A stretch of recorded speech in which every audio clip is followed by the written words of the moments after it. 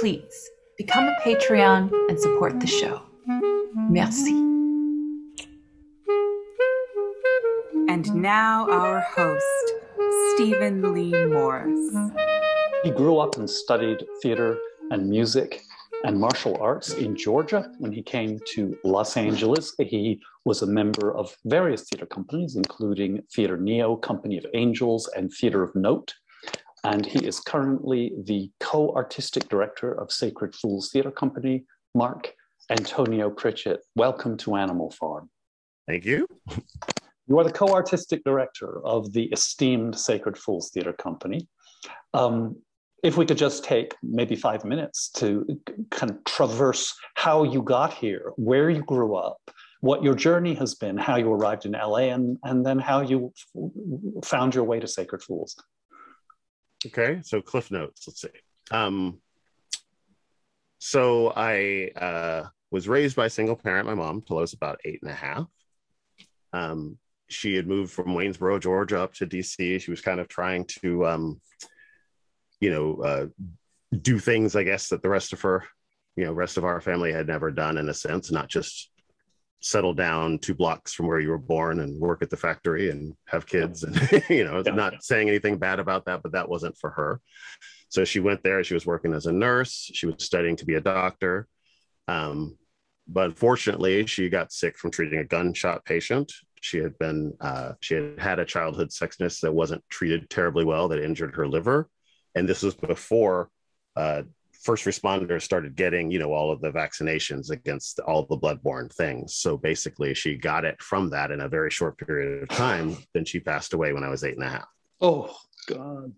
So I ended up staying with my father, my stepmother, and we were together for a few years. It was up until, I guess, I was 13.5 when a custody change took me and my 2 brothers and took us to Waynesboro, Georgia, to stay with my grandmother. Which, if you can picture the big picture, mother did all that she could to give us a start someplace else. And ultimately, the system ends up sending us right back to the place to Georgia, where it wants us to be. Right. And you can imagine the culture shock of going from Alexandria, Virginia schools to a very, to small schools there. Like I said, not casting any shade on it, but there was a palpable difference between the school jump there at 13. Mm-hmm. My grandmother passed away a couple of years after that. She had cancer that took her out. And I had a choice of either staying there with my remaining family or moving out on my own, because you have at 13.5 and 15, as I was, you have the right to decide if you're going to go into, have a guardian or whatever. You have the a freedom, I guess, there. They were very much Jehovah's Witnesses, didn't want me to do theater, didn't want me to do music, didn't want me to do any of that stuff. And I wanted to do that stuff. Okay, that was the next question. Okay. So I moved out on my own. Yeah. And had been out on my own since I was 15. So when you say music and drama, after my mom passed away, I kind of, for obvious reasons, I retreated into myself a lot. I had a recorder that I would play on the step of the school, and kind of pour all of my stuff into playing that. It was pretty quiet like that. So music always was that sort of self-medication. You know what I mean? When the world didn't give you what you needed, you retreat into music. I did my first play in elementary school before that move, where it was a bit of foreshadowing. It was the Golden Goose, and I played a page and a guard and a minstrel. So I played my recorder, and I had to take out people that displeased the princess. And so I had some stage combat, I had some music, and I had some lines as the page. So it was a foreshadowing of acting, music, and in fights. So that's where that started, and yeah, it was terrifying. Doing saying things. I was not out of my shell then. When I ended up going to Georgia, I really became more of the thespian society in school and started doing that. I'd always wanted piano lessons, but I never was able to really get them. So I had a friend when I was small, their mom kind of went saw me reading it because I played recorder and clarinet a little bit in school. So I knew how to read music basically, but I was trying to figure out the magic of piano. And they were like, see that right there? This is middle C. These notes all correspond straight up. These are all, and I was like, Yeah. So I could plunk out exactly what I saw. I could plunk out what I saw, and then by rote and terrible fingering, assemble a song. So I was doing that in high school a lot. And the course teacher, you're going to hear a lot about people helping along the way because that's a big part of it. But she heard me, plunking away at stuff, and she'd come in and give me pointers and stuff, after school. And so they had these region competitions where, you'd go and you'd do debate or whatever, you do a monologue, you do music. So there were no other boys in that school that played piano. So he was like, hey, I'm going to coach Mark up a little and send him out to go do that. So I did like those. I'd always come in like third and fourth, and, it would be frustrating, but I'm playing against people that had paid their whole lives. Yeah. So in high school, right, in my senior year, that same choir teacher had raised some money from some of the something around. I don't remember where she got it, but she raised a little bit of money. And there was this music camp at University of Georgia. And so they raised a little money to send me up there. And it was like, oh, thank you. So I went up there and I played two of my pieces for Dr. Frazier. I played Twinkle, Twinkle, Little Star Variations. And it was like the Minute Waltz were the two that I played. And he listened and he looked and he listened and he looked. And it's like, you haven't had a piano lesson in your life, have you? It's like, oh, dear God, I just sucked it.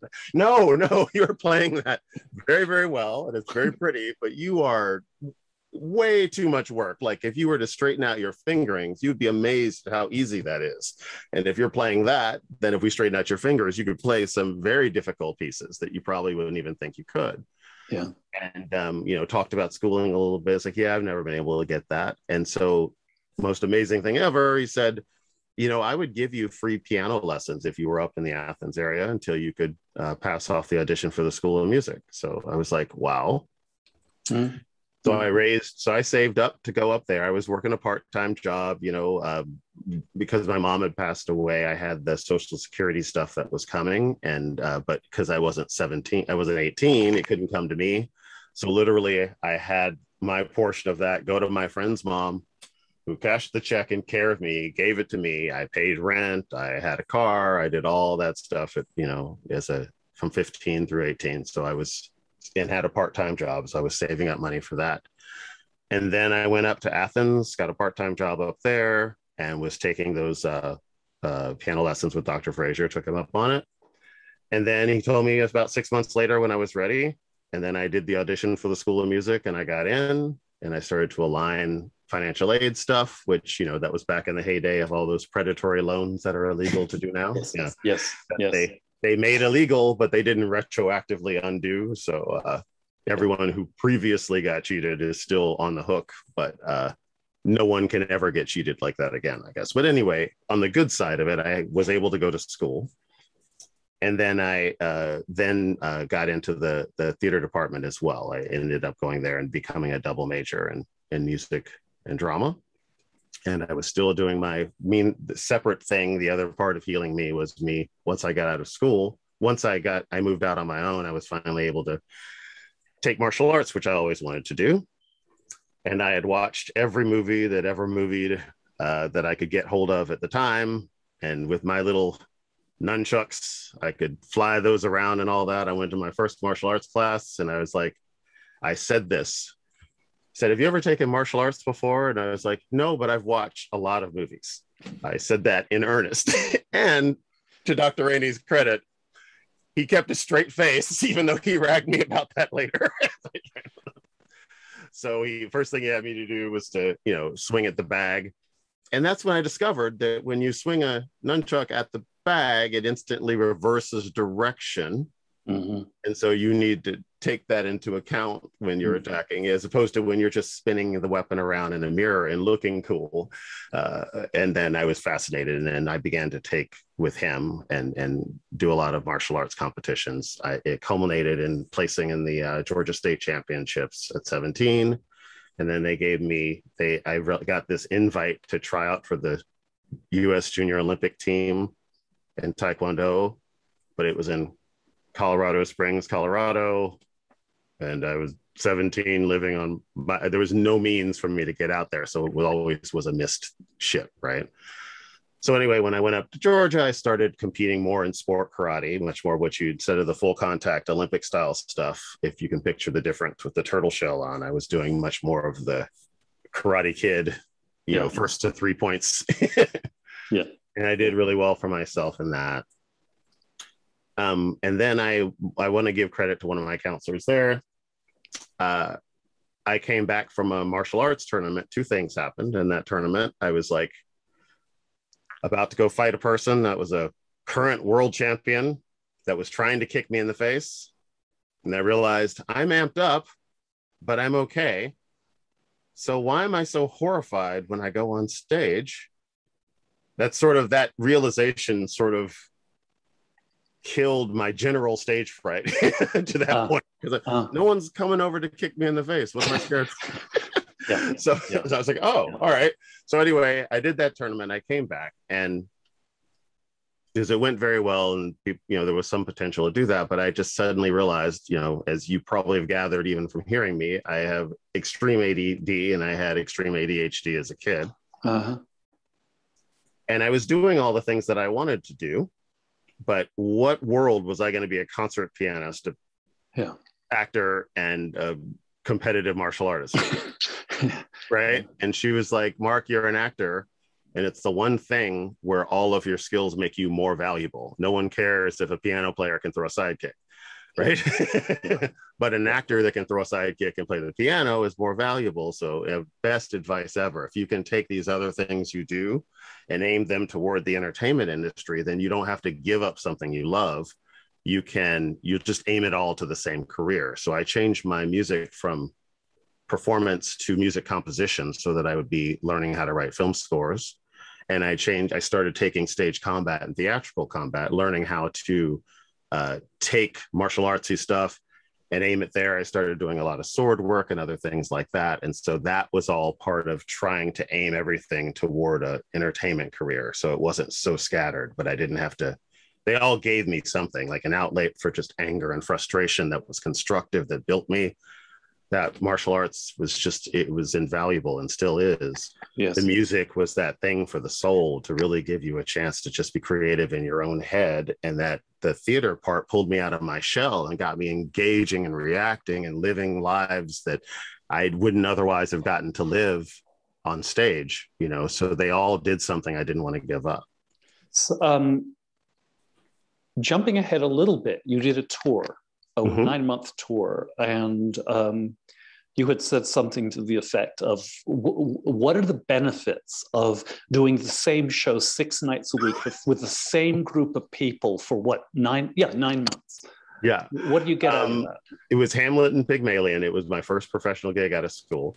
And one of my teachers said to me, like, all right, this is perfect, Mark, because if you go through 9 months of the same show with a van and a trailer and the same people, and you come out at the end of that and you're like, man, I want to be an actor. Like, head to LA. If you still want to be an actor, then you are really meant to be an actor after you've done that. And you did. You came out to LA. That was my path. I finished that tour. Just before I finished it, actually, Georgia Shakespeare Festival reached out about a 3-month one right after of Much Ado About Nothing. So I moved from one hotel room to another, did that one, and I was living off of the per diem, but I was putting the checks away. And so I came out here with about a year's worth of, Georgia Southeastern educational tour checks, and then very quickly found out how Los Angeles and its housing rates laughed at a year of saved up checks. Like, it's like, that's adorable. Yes. You have a nice little adorable savings account. You should get a part-time job immediately. Yes. But that's how. And so you found yourself with what, Theater Neo? You said you were at Theater of Note. You were a little spent at Company of Angels. Exactly. Theater Neo, because there was an alumni there. I met someone and got deeply involved with Company of Angels, where I did a bunch of in the lyric Hyperion space, I did a lot of the sound stuff there and directed Midsummer Night's Dream. That, went really, really well back then. And then it sort of made a transition. It was dark for a bit, and I think moved to East LA, moved around, changed its identity a bit. I joined Theater of Note and was there off and on for almost 14 years. And then it was just shortly after that I started trying to get, I had a bout of Bell's palsy that sucked and still dealing with. But it came on, what about, you said 3 years ago? Yeah, it was about 3 years ago in February, if I'm counting right. Yeah. And after a downtime of just trying to make sure that I could, function, I started to try and put my toes out there. And so the first thing was getting involved with Theater Unleashed. It was a great group there. I got to do a 24-hour show that I talked myself into, and we lost this person on this other thing, Mark. I wonder if you would, also do that one. And then so I said yes to too many things, but it went great. It was a great relationship, and we did it. Managed to get all those words out and do all the stuff, and also get some feeling that I could still act with a little of what was more of the impairment on the left side. So it was like it's a swollen nerve on the left side of your face? Yeah, basically, if I'm reading it right, there's like the seventh cranial nerve comes through the skull right below the ear at this, it's just all bone around it. So if you ever get any kind of viral thing, and stress lowers your blah, blah, blah, is usually around stress, as the doctor said, and there was a lot then. It swells, it has no room to go. So everything downwind of it, this whole network of things, this whole side, my tongue, the left side of my tongue didn't work. I had problems swallowing. The whole left side of my face was frozen. And then the swelling goes down, depending on how long it is. And I didn't really have medical treatment for it. I've only recently gotten health insurance. So I was doing it the hard way, kind of. And then when it comes back, you've got to undo the atrophy. You got to relearn how to use stuff and then try to rebalance it, kind of like learning to walk again in a weird way. So it's a long, slow process it's a bit like a stroke, isn't it? It sounds like it is almost more frustrating. No, I mean, a stroke is so much more severe. I wouldn't dare say that. But what I mean is to know that the underlying infrastructure is not broken, but that who knows how they pull this little muscle back but I got to figure that out so I can activate it so it starts doing it again, because it's been asleep for 6 months. Yeah. You know what I mean? So I didn't. Yeah. So that is frustrating to know that from what they could see now, that the nerve damage, there isn't really nerve damage. There's just neurological, like, I just don't know how to use it, just the coordination of those things. But you were asked to be artistic director co-artistic director at Sacred Fools Theatre Company, which is kind of an ensemble-driven troupe, if memory serves.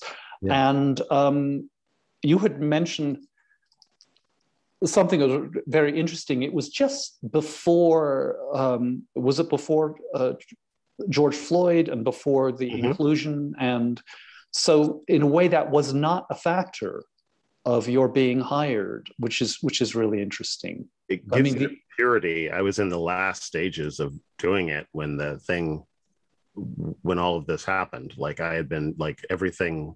Yeah. The work with Theater Unleashed, the work with Group Rep. I got to play in a Night of the Living Dead, a dream role right there. Anyway, where was Night of the Living Dead? Was that a Group Rep? It was at Group Rep. Yes. Oh, all right. That was definitely my first lead since having that happen. So it meant all the universe to have that opportunity to do stuff and know I could still, I could work with the new normal and then just try to improve the new normal. And it was kind of in that time period, I had joined Sacred Fools and was kind of, doing my best to kind of, make the most of those, the opportunities that were there. And then there was a space to run for co-artistic director. And so one of the things that I definitely knew is I talked about the music stuff as I'm competing against people that had piano lessons their life. Right. Even in martial arts, these people that had skills hardwired, while the ink was still dry. There's a reason people have their kids take stuff early, because there's an inherent advantage, and I was always up against that because and that's just remnants of the access side. And then I knew from the opportunity side, all the things I was trying to do. And it's one thing to be kind of frustrated that the system isn't fair. Yeah. But it's another thing to go, all right, well, what would you do if you had any power to influence it? And so I spent a lot of time thinking about that. And so the opportunity of running for a co-artistic director was a chance to actually try to fix the things I bumped my head on, in my career.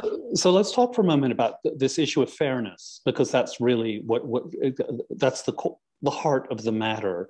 And I was just wondering if you could talk about your experiences a little bit with, with the new awareness that things are not fair, and they haven't been fair for a very, very long time, at least on the equity and inclusion side. And now there's a move to make them fair. And how, I just like your take on that and how you may be handling that as Sacred Fools. Right.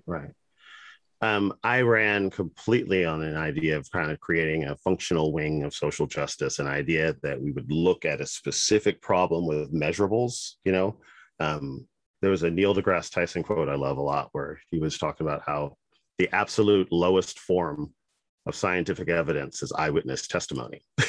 Yeah, we have a system that imprisons people based on what you would consider to be, the weakest possible bit of information. And it's no mystery that the Innocence Project, gets people released all the time by adding empirical stuff. Here's some DNA, here's some this, to free people who've had all this time loss. So that, if you picture that kind of general model, then I'm looking specifically at stats, at things that happen, and try to figure out how to create those. And it became so evident in the wake of the George Floyd thing, and I thought evident to a lot of people. And let's talk about the pandemic specifically, actually. When you look at the stats that happened as who suffered, proportionally speaking, in the course of the pandemic, you could suddenly see data points that illustrated what I mentioned before about not having access and having these pre-existing conditions that maybe didn't do something to you here, but now while you're on your way up, suddenly you've been taken out by something because of a check written by society for you early in life, right?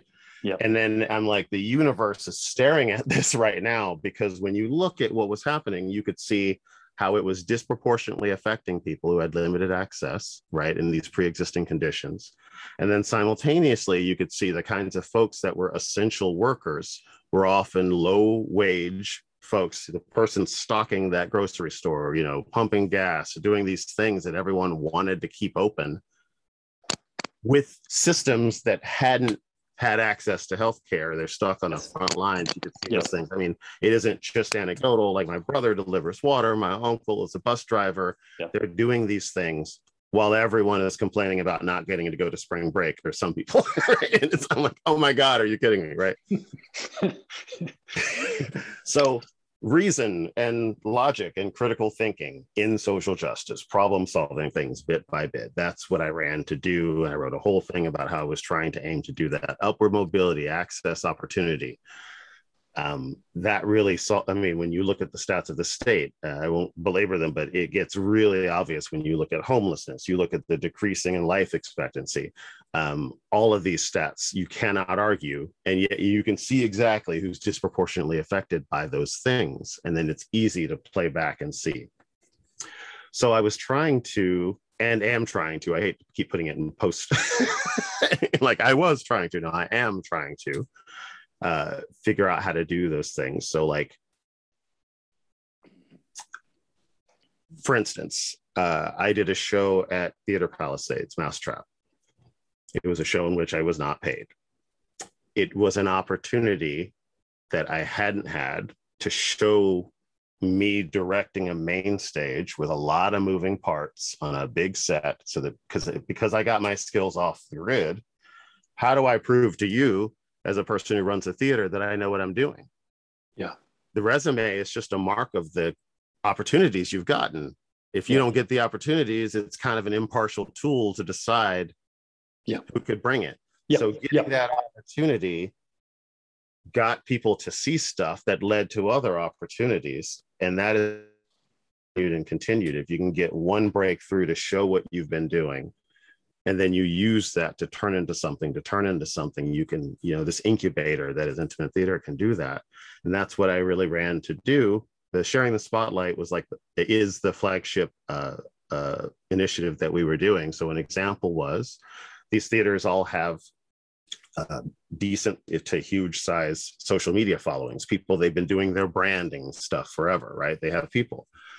We've all worked with folks. I keep hearing folks say, man, I want to hire someone, but I don't know any Black directors, as I'm a Black director sitting with them, right? And it's so I was like, all right, fair enough.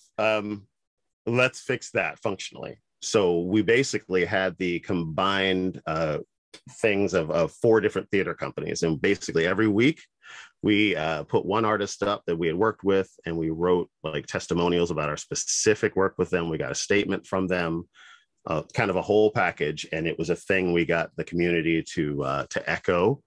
And so we were able to get a lot of folks out there, hidden gems, folks that kick all the butt, but may not be able to cut through the way that the system normally works. That meant a lot, right? Yes. Another part of that was we built this database where we began to add folks so that you can go and see, and people can update stuff on their own. And we had a calendar where we're showing places that are featuring these things. It was all about raising the visibility, of the otherwise invisible, so that we can kind of build these new collaborations and tell new cool stories. So I think I'm answering your question too. That's why I ran. That is kind of the function of the branch of social justice that I was working on and am. And bringing that to Sacred Fools. In bringing that to Sacred Fools, and them giving me the tools to, I've received, I bring an idea, I explain the logic behind it and what I hope to do, what it's going to take to do it. And then it just happens. If I've done my math, it happens. And I can't thank enough for getting that opportunity. Yeah. It's interesting, without going too much into the weeds, how much friction. There's this weird thing that I noticed, that there is a distinction. Let's put it this way. A lot of people have asked me questions about things for a show that they were doing, right? They're like going, Mark, I'm wondering, is this blah, is this? And they fall into 2 categories. Will this functionally help make the world a better place? Is this a good thing that will help, folks to get forward and balance the system objectively? Yeah. And then, am I going to get dinged by an activist? So literally, there are 2, which should be the same thing, which was my entire point of running and trying to do what I'm doing. The activism that I'm trying to do is purely based in what functionally gets someone from point A to point B, so we can look down and go, oh my God, we work together, and this god-awful stat just got a little bit better. So here you are,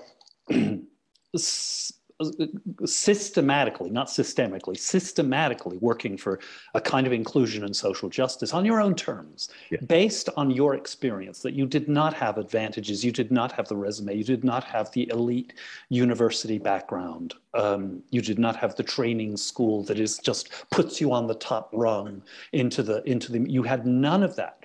And so you're bringing that wealth of experience in order to, on your own terms, try to rectify some of that injustice. And when you're talking about social, that's the conclusion. And yet, the irony is that in this current moment, you yourself, among other artists, both white and BIPOC artists, have been dinged by activists.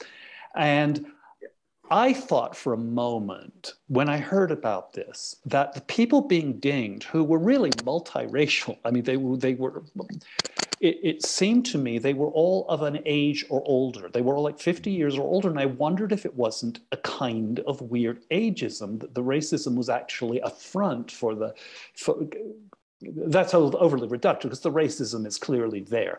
But that said, it does seem when somebody like you gets attacked, and you have been attacked, by some activists. And I'm just wondering, I had asked you this earlier about your response to whether you thought it was ageism or excuse me, not entirely ageism, well, that was a component. And you had a really interesting thoughts about that. And you essentially concluded that it was kind of a half-truth. There's some truth to it, but it's not the whole truth. And I was wondering if you could elaborate on that.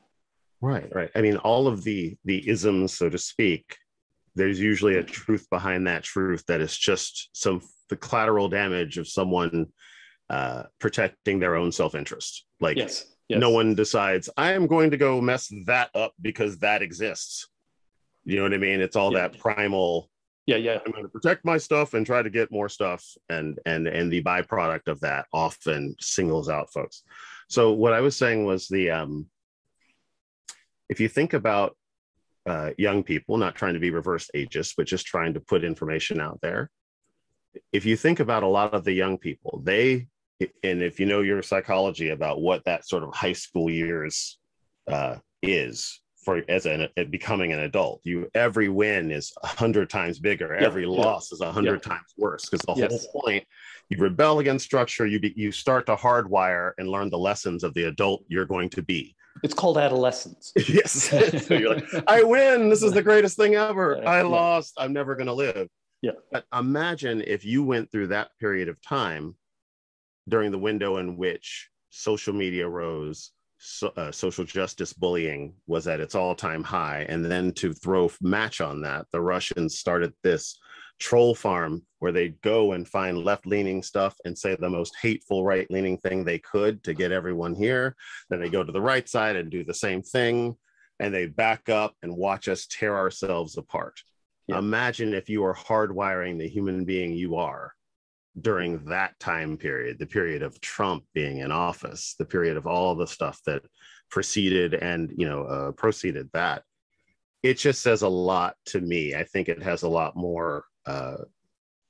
I think there's some PTSD, there is damage, there is hurt from being a person developing while the world is on fire around you that has to be taken into account, no matter how as much as I get frustrated, because I'm like, why? Like, we have this moment in time where everyone is really trying to do something and we're all on the same page to some extent. Let's do all the good we can with this thing. And then to feel sometimes sidewind forces or like as you're trying to assemble, you feel things pulling apart, whatever it is, right? It's so amazingly frustrating, because all I can think is, how long is this period of time going to last where we have this focus on this? And how much good could we do if we just focused on problems, used our brains to solve them? You'd never diagnose a brain injury through outrage, right? You wouldn't decide what part of the brain, because which part of the brain made you mad and got a bunch of social media hits. You would look at it by function and narrow down things to figure. Now it isn't like it was in the 60s, where there was extremely clear.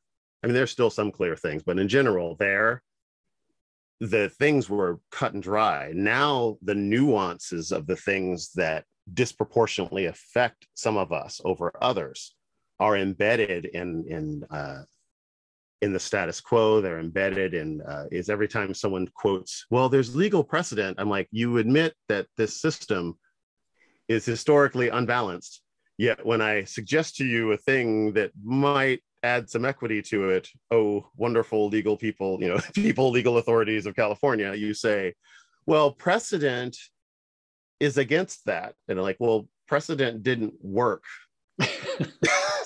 So whatever answer we're doing is not going to be precedented, is it? Just that is logic, please. That is exactly the problem you're trying to address or redress, is that precedent does, they're right, the precedent does work against it, and that's the issue. Yes. How do you change my logic? Is 2 + 2 4? If my math was wrong, we can fix it. The only goal is to get to the truth, not like, tradition says we do it this way. Yeah. Yeah, like, well, there's a lot of that worked out. So we've always done it this way, therefore. Right.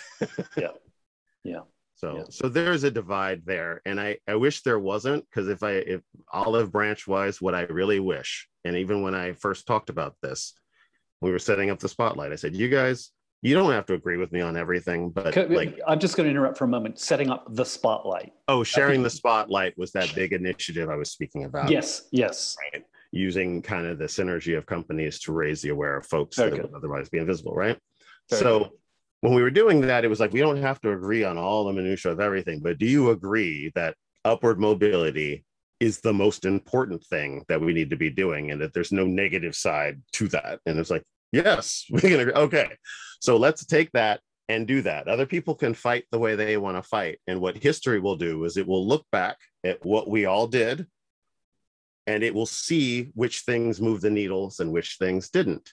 Mm-hmm. And maybe we're all moving the needles in different ways. And it's maybe they're complementary ways. Maybe the reason that everyone's listening to, the logic that I'm saying is because they're so horrified by, more, a strident,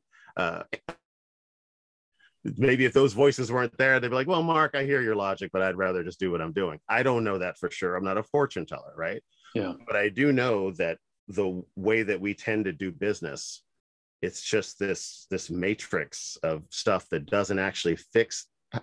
Since people have been marching in the 60s, there are some things that we never got to because we never analyzed the truth behind the truth. It's always superficial and what gets the most people to say, amen. And then we go that way, as opposed to looking at the thing like an engineering issue and saying, what is the weak plank that's causing this problem? Let's level it out. I mean, you can't fix a complex problem with... According to that medieval morality play, I think it's every man. It's our good deeds will get us into heaven. And that's pretty much all there is, isn't there? Yeah. At the bottom line. You just Marc, do it all. And then at the end, if everyone is working in good faith and pushing there, as long as it all ends. But why would core logic be a threat if you believed in the intellectual integrity of your cause? Why would you need to stamp out something that was just based on cold logic? Yeah. That's... Marc Antonio Pritchett, thank you for joining us. Of course.